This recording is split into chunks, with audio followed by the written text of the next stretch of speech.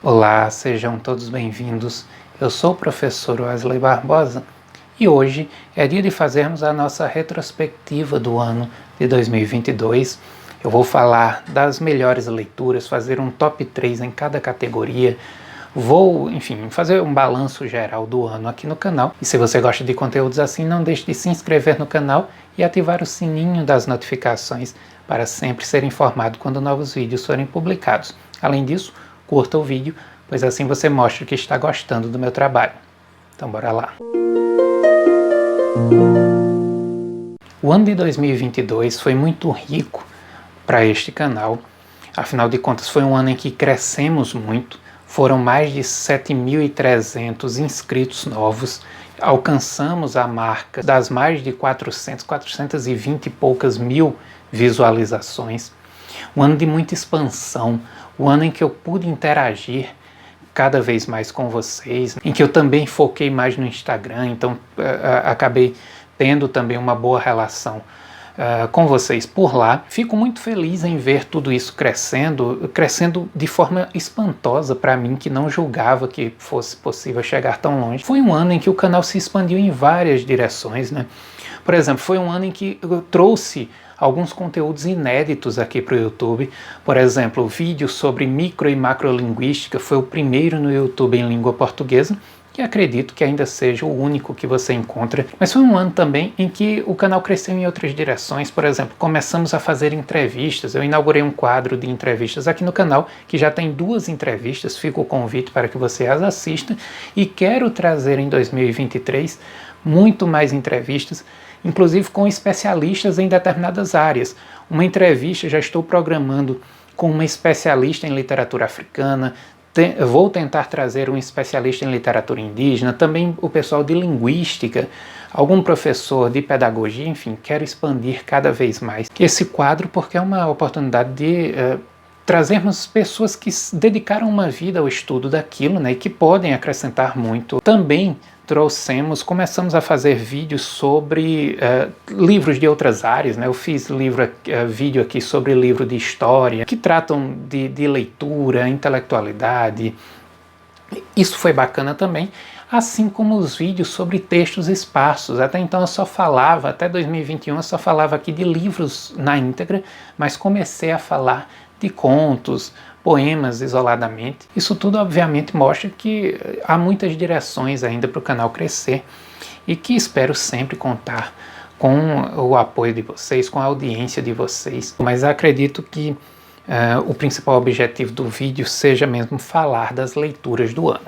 Eu vou focar mais em literatura, vou dar uma abrangência maior para as obras de literatura, mas também vou falar e fazer um top 3 das minhas leituras de textos teóricos, né, das mais variadas áreas. Vou começar com os romances, né, falar dos romances que li, das grandes narrativas, porque vai ter uma epopeia aqui, 2 epopeias aqui no meio, mas levando em conta que são grandes narrativas, vou falar delas agora. Começar com Crime e Castigo. Na verdade, esta leitura foi em grande parte do ano passado, mas eu concluí agora em 2022 e gostaria de colocar aqui na lista, porque afinal de contas foi uma leitura muito marcante. O chato Raskolnikov tirou muito minha paciência, né? Mas, enfim, outros personagens me cativaram. Você pode pensar, é um livro de crime, então vai ter um mistério. Não. Na verdade, a grande sensação que o leitor fica tendo ali ao longo da obra e que quer descobrir é como que o criminoso vai lidar com a culpa, com o castigo, que é o segundo termo aqui do binômio que forma o título. Enfim, um dos grandes romances que eu li na vida, né, nesta bela edição da editora Martin Claret, e que infelizmente não teve vídeo aqui no canal, mas eu acredito que eu ainda possa fazer este vídeo. Também li neste ano A Letra Encarnada, e este aqui tem vídeo no canal, por isso não vou falar muito a respeito, mas enfim, foi também uma leitura muito interessante. Também aqui a punição a alguém, né? Mas, enfim, em outro contexto, e aqui uma personagem feminina, e um autor que foi muito prazeroso ler, uma narrativa que me prendeu o tempo inteiro, né? Queria saber o que afinal de contas ia acontecer na vida dessa personagem. Bom, aqui um monumento, O Paraíso Perdido, de John Milton, uma obra que certamente está, desde que a li, no meu top 10 de maiores leituras da vida. É um livro fantástico. Você perceber como que John Milton pega uma narrativa bíblica, né, e reconstrói, expande essa narrativa, faz uma história que, acima de qualquer coisa, é uma história muito humana. Nós temos aqui personagens divinos, personagens demoníacos, como o próprio Satã, né, que é um dos personagens da obra, Adão e Eva e tal, mas o sentimento humano, as contradições humanas, os conflitos humanos estão presentes no livro inteiro. E isso é o que dá à obra esse caráter de eternidade. Também tem resenha aqui no canal, tá? Outra epopeia, Paraíso Perdido e Ilíada não são romances, são poemas épicos, né? Epopeias. Aqui, uma das grandes obras da humanidade e uma das primeiras, né, a qual nós temos acesso. Uma das mais antigas, Ilíada, de Homero, que li ao longo deste ano e pretendia ainda este ano fazer um vídeo a respeito e pretendia também fazer uma grande imersão no ambiente da obra, no universo homérico. Comecei a fazer essa imersão na época em que eu comecei a me preparar para o doutorado, processo de seleção, tudo mais. Aí eu interrompi, mas pretendo voltar agora nas férias a ler alguma coisa e pretendo sim ainda trazer o vídeo. Uma das obras que eu mais gosto, está na minha lista, com certeza, de obras favoritas. E também eu quero explorar o tema da questão homérica aqui com vocês. Então, aguardem que em breve terá vídeo. No começo do ano eu reli O Peso do Pássaro Morto, de Aline Bay, um romance escrito em versos, uma estrutura interessante. Um livro que tem, ao mesmo tempo, um dos capítulos mais lindos que eu li na minha vida e um dos capítulos mais feios, né? O primeiro capítulo da obra é belíssimo, emocionante e belíssimo, né? O segundo, até pelo que ele descreve, né, que é um abuso, um estupro, na verdade, né? O tema em si já é feio e a autora escolhe tratar de uma forma escatológica. E por isso mesmo se torna um capítulo muito forte e ao mesmo tempo feio mesmo de ler, né? Devido às escolhas que a autora fez. E depois o livro se acalma, né? O livro entra numa harmonia de forma, de tema, de estilo, e segue aí sem grandes surpresas, né? Nem para grande beleza, nem para grande feiura ao longo da narrativa. Uma narrativa interessante, tá? O livro, de um modo geral, foi um bom livro, foi uma leitura interessante que eu fiz. Para você que gosta de escrita feminina e principalmente que trata não apenas mulher escrevendo, mas mulher falando de mulher, né? Ou seja, de temas relativos à questão feminina, é um livro que eu indico, eu aconselho você a ler. Também li este livro aqui, que eu fiz o texto da orelha para ele. Eu, inclusive, entrevistei, uma das duas entrevistas que tem aqui no canal é a entrevista com o autor, falando da obra, falando da carreira dele, enfim, ele que é também professor universitário. Então fica também o convite para vocês irem lá. Este livro tem mais coisa de literatura mesmo, assim, né, aqui, mas eu coloquei um que não é bem literatura, mas é um livro que fala de livros, né, fala de bibliofilia, não se encaixa bem num livro teórico, enfim, então eu deixei nessa categoria aqui. A Memória Vegetal, de Humberto Eco, e tem vídeo aqui no canal. Eu fiz a resenha dele, então vou deixar mais para vocês irem lá olhar, mas é aquele livro para quem gosta do ambiente de biblioteca, desse universo de bibliofilia. Talvez não seja um livro que encante a todos, né?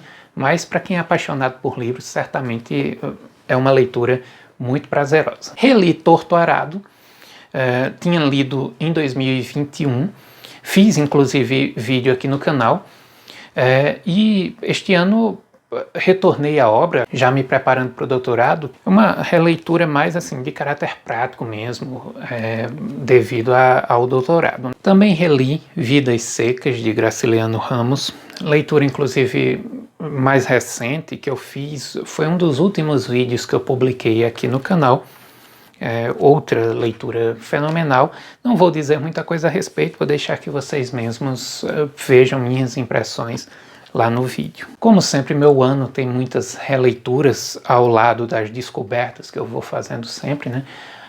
Eu acredito muito nessa noção que eu aprendi com grandes mestres, né, de que a regra de ouro do analista é a leitura infatigável do texto, como diz Antônio Cândido, entre outros autores que aconselham esse processo de releitura, de contato com as grandes obras, com os clássicos. Então eu sempre estou relendo livros. E reli A Bagaceira. Quando eu reli, eu não tinha pretensão de fazer uma análise comparativa. Essa ideia veio surgindo depois que eu concluí a leitura, refletindo sobre o livro, refletindo sobre Torturado, né? Já pensando no doutorado, foi que eu fechei essa ideia, essa pretensão que depois desenvolvi lá no projeto. Então, foi uma releitura também deste ano, um livro que eu tinha lido lá em 2011, 2012, e também tem vídeo aqui no canal a respeito. E aqui uma das descobertas mais impactantes do ano, que foi O Velho e o Mar, de Hemingway, um livro que eu li domingo agora, né, domingo passado, comecei a ler, não consegui mais parar, e que eu também não quero dizer muita coisa neste vídeo, porque eu quero fazer um vídeo, já acredito que o primeiro vídeo do ano seja sobre este livro. Uma leitura extremamente prazerosa, um livro muito bonito, um livro que fala de muitas coisas interessantes que, enfim, vocês vão ver no vídeo, tá? Tá, Wesley, mas qual é o top 3? Bom, eu não vou pegar aqui numa ordem, né? Ou seja, o livro que eu pegar primeiro não foi o melhor, não foi dos 3, não foi o terceiro, enfim. Todos os 3 aqui fazem parte do top 3 igualmente. O Velho e o Mar não poderia ficar de fora desse top 3. Com certeza vai entrar naquela lista de livros que eu vou reler ao longo da vida várias vezes. E que me marcou muito, né? Foi uma surpresa para mim ver alguns tons de narrativa nesta obra que não é tão comum na narrativa do século XX, principalmente da época ali em que Hemingway escreveu. Por isso mesmo foi uma leitura fantástica, enfim, fantástico mesmo. Então tá aí no top 3. É lógico que O Paraíso Perdido também não poderia deixar de figurar nesse top 3, né? Uma leitura do ano passado. Este ano foi uma releitura rápida, né, para preparar o vídeo. Não foi uma imersão mesmo no livro, mas também não deixa de ser uma das obras mais marcantes que li e que por isso mesmo merece também estar nesta lista, né? E, claro, a Ilíada. Acho que grande parte do encanto que eu tenho pela Ilíada e pela Odisseia, que eu li inclusive a Odisseia antes da Ilíada, né, na época em que fiz a primeira leitura das obras, acho que o grande encanto é primeiramente a minha admiração, desde adolescente, pela questão da mitologia, né? O ambiente mitológico sempre me chamou muito a atenção. E depois a leitura, a beleza da linguagem, a tradução aqui é belíssima, e claro, né, a leitura da obra em si foi uma experiência riquíssima quando a fiz, e esta releitura também, né, entrar em contato de novo com os temas, a construção dos caracteres, a linguagem e a menção honrosa, claro, é a obra de Dostoiévski, Crime e Castigo, que foi também uma leitura extremamente prazerosa, e uma leitura prazerosa, né, no sentido de fruição, mas uma leitura que incomodou, né, um livro que incomoda. Você fica também enclausurado dentro daquela culpa, dentro daquele sentimento pesado que o personagem vive ao longo de toda a narrativa, e você quer uma solução para aquilo. E você se incomoda com as atitudes dele, você se encanta com as atitudes de outros personagens, enfim. Bom, agora chegamos nos contos, concluímos os romances, as grandes narrativas, melhor dizendo, chegamos nos contos. Quem acompanha o canal sabe que eu leio contos de uma forma diferente, né? Eu não costumo, ou não costumava muito, ler um livro de contos do início ao fim. Eu tenho uma prática desde a adolescência, quando eu comecei a ler, que é de ir lendo contos todos os dias, né? Eu pego um daqui, um dali do outro livro, ou 2 de um livro, e vou lendo. Eu tenho meus contistas favoritos, Lígia Fagundes Telles, Machado de Assis, Edgar Allan Poe, esses autores que eu estou sempre relendo constantemente, mas eu não tinha muito a prática de ler um livro de capa a capa. Fiz isso algumas vezes ao longo da vida, mas não era uma prática recorrente.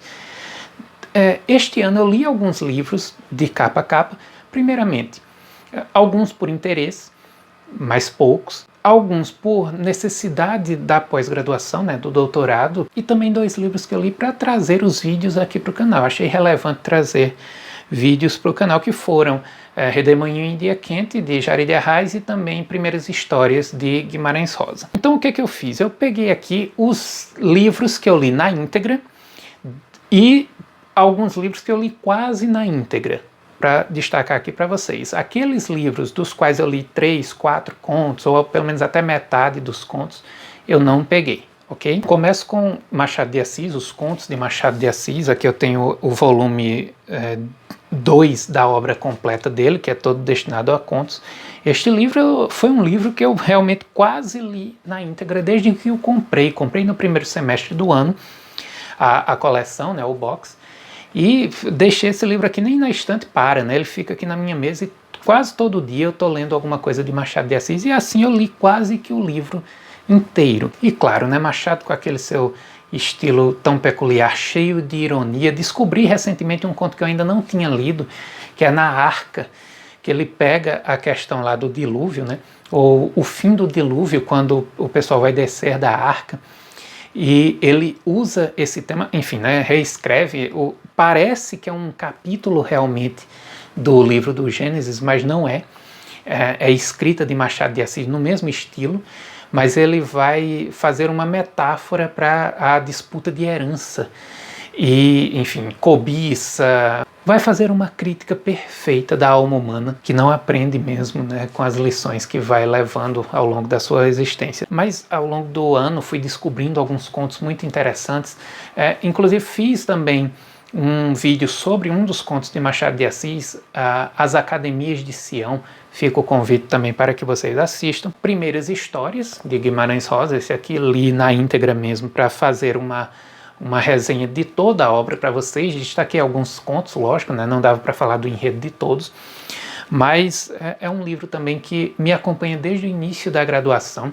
Foi a porta de entrada que eu tive para a obra de Guimarães Rosa, que eu sempre aconselho aqui para vocês quando falo, né, que também deve ser a entrada a partir dos contos, né? Outro livro que li também na íntegra ao longo do ano foi Antes do Baile Verde. Este aqui não fiz vídeo para o canal e nem li também de uma vez só, mas principalmente agora, mais para o fim do ano, eu quase que li ele na íntegra. Já tinha lido algumas coisas no começo do ano. Lígia faz parte, né, desse grupo de autores que eu estou sempre pegando ali algum livro de contos para ler e reler os seus livros. Antes do Baile Verde é um dos mais conhecidos, tem aqui alguns dos contos também mais conhecidos, e inclusive eu aconselho muito vocês a lerem. Aqui a outra contista brasileira por quem eu sou apaixonado, que é Clarice Lispector. Gosto muito dela como contista, não que eu não goste dos romances, né? Já li algumas coisas dela, em termos de romance não li tudo, mas eu sou apaixonado mesmo pelos contos. E por isso mesmo eu gosto muito de Laços de Família, gosto de Felicidade Clandestina, são duas obras que estão entre as minhas favoritas. E aqui também é um conto que é bem bacana para você, é um livro, na verdade, que é bem bacana para você se iniciar na obra de Clarice. Tem alguns contos conhecidos, Os Laços de Família. Aqui também está Uma Galinha, que aparecia muito em livro didático na minha época de escola. Também a leitura de Redemoinho em Dia Quente, de Jari de Arraes. Fiz a resenha aqui no canal, né? Fiz um comentário a respeito de alguns dos contos que me chamaram a atenção, enfim, o estilo da autora. Também entrou na lista de leituras este livro, Quando Perdemos, de Miguel Marques. Este livro reúne poemas e contos. Este rapaz, ele é um inscrito do canal e, enfim, também lá no Instagram, e me pediu para mandar o livro para eu dar uma olhada e, enfim, se pudesse fazer alguma resenha. E eu fiz um comentário sobre o livro no meu perfil do Instagram e li 2 livros. Eu mostrei recentemente aqui no canal, num book haul. Estes 2 livros, na verdade vieram 3 numa coleçãozinha da editora Companhia das Letras, são 3 obras falando sobre a ditadura militar, né? Tem como tema a ditadura. Um depoimento de Zueni Ventura e 2 contos um pouco mais longos, né? Este aqui, dependendo de quem classifique, poderia ser considerado uma novela ou um romance também, um romance curto. Nós temos Mãe Judia, 1964, de Moacir Scliar, e A Mancha, de Luiz Fernando Veríssimo. 2 contos interessantíssimos, muito bem escritos. Eu gostei mais particularmente da construção de Mãe Judia, mas aqui também é um livro excelente, o de Luiz Fernando Veríssimo. Bom, e quais as que eu destacaria, né, como as melhores do ano?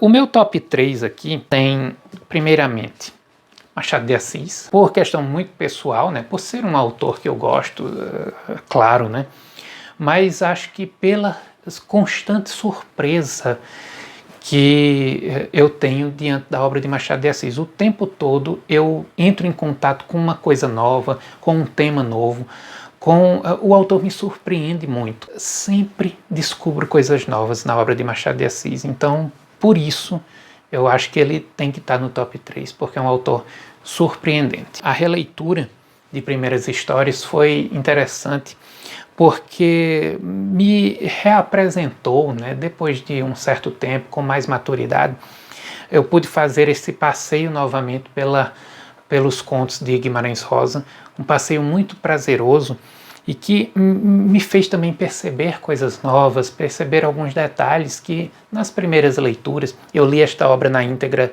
apenas 2 vezes na vida, né, uma lá no comecinho da graduação e outra neste ano.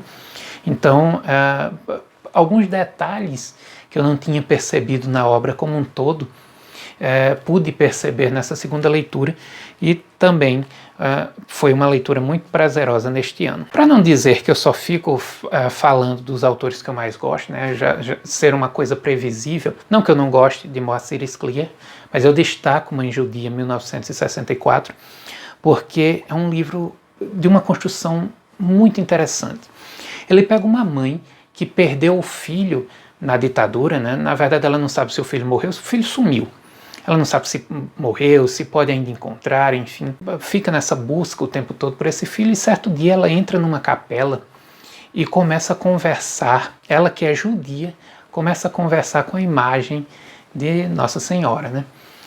Ou seja, um diálogo entre 2 mães judias que perderam seu filho. Percebam a construção.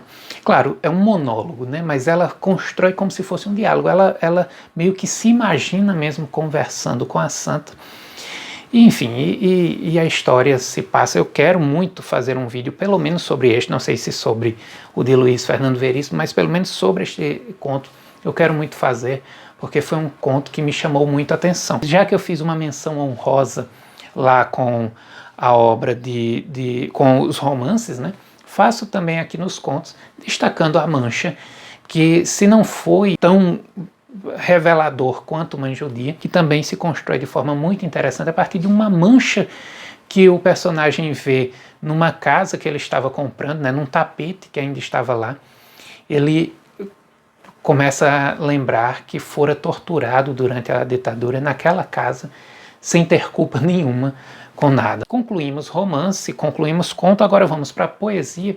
Na verdade, em poesia eu quero fazer aqui, até para a gente acelerar, também tenho a mesma prática com poesia que eu tenho com os contos, né? Ou seja, vou lendo as coisas espaçadamente, mas eu não, justamente por isso assim, eu não tenho muitas obras de poesia para destacar aqui para vocês que eu li ao longo do ano. Quero já destacar o top 3 de leituras prazerosas ao longo do ano. Uma das mais reveladoras foi 11 Astros, de Mahmoud Darwish, ou algo do tipo. É um autor da Palestina, um dos mais influentes representantes da poesia árabe e palestina. Eu fiz inclusive uma postagem, não fiz vídeo no canal, mas fiz uma postagem no meu Instagram sobre o livro. Ao longo do ano eu li praticamente na íntegra de Hilda Hilst, da poesia, uma obra que eu adquiri no comecinho do ano mesmo e que já conhecia a autora, né, já tinha lido algumas coisas por meio de antologias e mesmo o meu interesse por ela, gostei muito quando li algumas coisas numa antologia, depois fui em busca, né, na internet de conhecer mais, mas não tinha um livro que me possibilitasse essa imersão na sua obra, e fiz isso ao longo deste ano. Então tá aí também no top 3 da poesia de Hilda Hilst. E destaco também a leitura, praticamente também na íntegra, que fiz de Bagagem, de Adélia Prado, já agora bem recentemente. Peguei o livro para ler algumas coisas, né? Quando chegou perto do aniversário dela, eu fiz uma postagem no Instagram e fui lendo algumas coisas, e lendo, e acabou que li praticamente a obra toda. E é uma poetisa também que eu gosto muito e que tem um estilo de poesia que eu também admiro muito. Então são esses, é esse o top 3 de poesia, 11 Astros da poesia de Hilda Hilst e Bagagem de Adélia Prado. Bom, agora vamos passar para as obras teóricas. Aqui eu coloquei tudo num conjunto só, obras de linguística, teoria literária, algumas obras também de filosofia e história que eu li ao longo do ano. Vou citar as leituras rapidamente e depois apresentar o top 3. Li Introdução à Linguística Textual, de Inge Dorkor, e fiz um vídeo aqui no canal sobre algum tema, não me recordo agora, mas sobre algum tema do livro. Li O Romance de 30, de José Hildebrando, da Canal, um dos livros que eu li na preparação para o meu doutorado. Também na preparação para o doutorado eu li O Regionalismo Nordestino, de Rosa Maria Godoy Silveira. Li junto com minha esposa, fizemos uma leitura conjunta, uma prática que há algum tempo a gente não fazia. Fazíamos muito no começo do nosso casamento, né? A gente lia contos juntos, lia algumas coisas juntos, e há algum tempo a vida foi nos afastando disso. E recentemente a gente leu este livro aqui na íntegra, juntos, né? Lendo em voz alta e tal. Este livro aqui, de Paulo Freire, Educação como Prática de Liberdade. Minha esposa, que está cursando pedagogia, já se graduou, já é graduada em letras espanhol e está agora cursando pedagogia. Por isso mesmo ela leu a obra e eu fui junto, né? Tive o interesse de ler também. Quero fazer um vídeo aqui para o canal agora em 2022. Também li De Magistro. Este livro reúne duas obras com o mesmo título, De Magistro, de Santo Agostinho e de São Tomás de Aquino. Fiz resenha aqui no canal, comentei o livro. Livro muito interessante sobre professor, né, sobre o ato de ensinar. Reli também este livro, A Literatura e o Leitor. Isso aqui é um livro que me acompanha desde o final da graduação, quando eu estava me preparando para o mestrado, e depois ao longo do mestrado e agora na preparação para o doutorado, que é um livro organizado por Luiz Costa Lima, mas que tem muitos autores aqui, textos de muitos autores que são importantes dentro da estética da recepção. Reli A Vida Intelectual, de Sertilhange, um livro também que eu gosto muito, um livro que eu, depois que li a primeira leitura, né, a primeira vez, não foi este ano, eu descobri que muito do que eu colocava em prática, e às vezes até eu me perguntava se era o caminho certo, ele aqui discute sobre a vida intelectual e coloca esses pontos, né? E eu fui me descobrindo na leitura, e este ano foi muito prazerosa também a releitura do livro, e fiz vídeo aqui também no canal. Li Letramento, um tema em 3 gêneros, de Magda Soares, e fiz vídeo aqui no canal sobre letramento. A Tradição Redescoberta, de Moema Selma de André, que fala sobre o regionalismo nordestino e as causas políticas e ideológicas desse regionalismo. Aqui, já depois que eu entrei no doutorado, este livro aqui, Lembrar, Escrever, Esquecer, de Jean-Marie Gagneban, um livro que fala de memória, história, enfim, discute filosoficamente, mas também a partir de textos literários, a partir da história, uma erudita a autora, e discute o tema da memória a partir de vários vieses. Li e fiz resenha do livro de Julian Fuchs, Romance, História de uma Ideia. Fica também o convite para que vocês assistam ao vídeo. Também li A Origem da Linguagem, de Eugen Rosenstock-Huessy. Este livro, que foi também uma descoberta interessante, ele trata de linguagem a partir do ponto de vista de um filósofo que por suas filiações ideológicas, ele se afasta de alguns posicionamentos da linguística que nós estamos acostumados. Então é uma leitura para expandir horizontes, não necessariamente para você seguir, para você se filiar ao posicionamento, mas para expandir horizontes. Muito interessante, também fiz vídeo aqui no canal. E li também de Perry Anderson, Passagens da Idade Média ao Feudalismo, uma obra que é da área de história, né, e discute como que nós passamos de regimes de escravidão na antiguidade para o regime de feudalismo.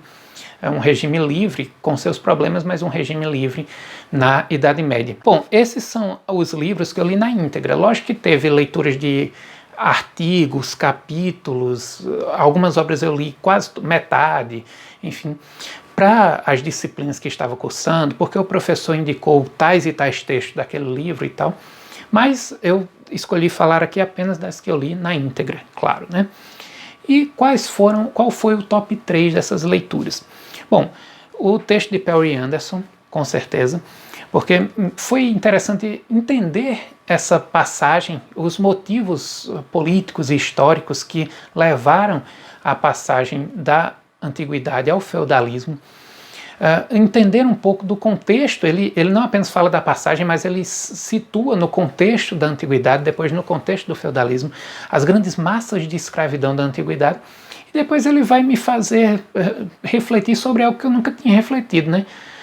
Interessante saber que apenas 2 períodos ao longo da história do Ocidente não tiveram escravidão oficial, né? Porque atualmente nós temos aí algumas pessoas que vivem, infelizmente, em regime análogo à escravidão, mas oficialmente nós só tivemos 2 períodos, que é a contemporaneidade e a Idade Média. Muitas obras poderiam estar nesse top 3, né? Aqui foi muito duro, assim como com os romances, foi muito duro selecionar as 3. Mas eu diria que a Tradição Redescoberta também foi uma leitura muito enriquecedora para que eu descobrisse o porquê de o regionalismo nordestino ter surgido e se firmado como um dos movimentos mais significativos da literatura brasileira, né? Quando você olha em termos de unidade de obra, de estilo, de tema, é um dos movimentos mais significativos. E por que ele surgiu? Existe uma motivação de natureza ideológica, política e econômica, de resgate de uma elite que estava em decadência, na elite açucareira, que estava em decadência no Nordeste. E esse resgate pressupunha um resgate também cultural, né, uma tomada de espaço no âmbito cultural. E aí surgiram inúmeras obras, né? Menino de Engenho, por exemplo, é um representante dessa ideologia, muito a partir da obra de Gilberto Freire. E claro, né, o texto de Jean-Marie Gagneban. Aqui nós temos uma análise da memória nas obras de Homero, então literária, uma análise da memória a partir dos sobreviventes do Holocausto, então uma abordagem histórica, uma análise da memória a partir das ideias de Ricoeur, de Walter Benjamin, ou seja, já entra também um pouco em filosofia, enfim, uma obra muito rica, muito ampla e que foi certamente uma das leituras mais enriquecedoras do ano. E para deixar aqui uma menção honrosa também, como fiz com os contos e com os romances, destaco a obra de Julian Fuchs, que foi também um passeio muito interessante pela história do gênero romance. Bom, de um modo geral, espero que vocês tenham gostado do vídeo, espero que tenham gostado do conteúdo que eu produzi aqui no canal em 2022. Espero que continuem me presenteando com a audiência e com os comentários sempre muito enriquecedores de vocês. Tem sido um prazer enorme produzir conteúdo e interagir com vocês. Desejo a todos um 2023 cheio de realizações, cheio de muita alegria e de muito conhecimento, porque nós precisamos, isso é fundamental para a humanidade. Se você gostou do vídeo, não deixe de interagir, deixando seu comentário. Como eu sempre digo, a participação de vocês é fundamental. Eu agradeço muito pela audiência. E até o próximo vídeo e até o próximo ano.